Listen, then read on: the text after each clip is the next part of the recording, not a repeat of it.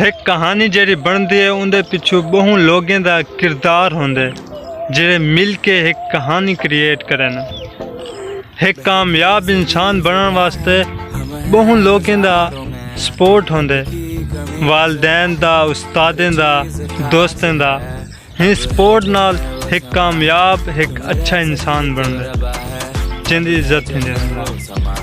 ایک بادشاہ جڑا بندا نا بادشاہ کو سپورٹ دی ضرورت ہوندی ہے، عوام ووٹ دیندی ہے جن دی وجہ کول ملک دا بادشاہ بندا ہے۔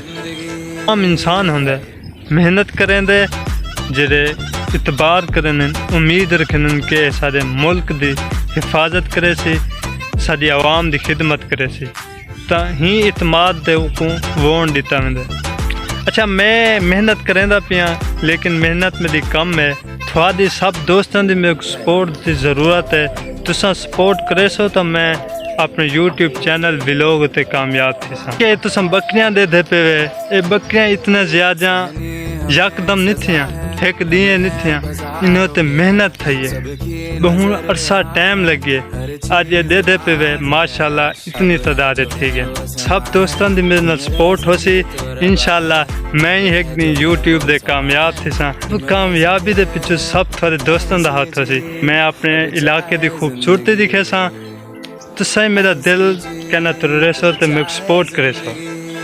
اے دے دے پہ وے سامنے ایک ڈھیری لگی پئی ہے، یہ ڈھیری کیڑی شاید ہے وہ میں تھوک دسنا سب تو پہلے کہ یہ ڈھیری ایویں تیار نہیں تھی گئی، اندر تے بہت محنت تھی ہے، پانی لگے، کھاد، وقت دی دیکھ بھال تھی ہے تا ایک یہ ڈھیری بن چکی ہے۔ دیکھ سکتے ہیں ایک کپا کھڑی ہے، اندر تے ٹائم صرف تھیندا پہ، محنت تھیندی پئی ہے۔ اچھا یہ ڈھیری ہے تیل وغیرہ، تیل جڑے ہونے نساں مطلب کچھ بسکٹاں دے وچ تیل شامل کرن بیکری والے یا نان وغیرہ ہوٹلاں دے جڑے پکدن انہیں چ تیل استعمال تھن، پتہ نہیں کیوں باغ دی پئی ہے، دیتے ہیں کہ زخم دا نہیں میں چیک کرنا۔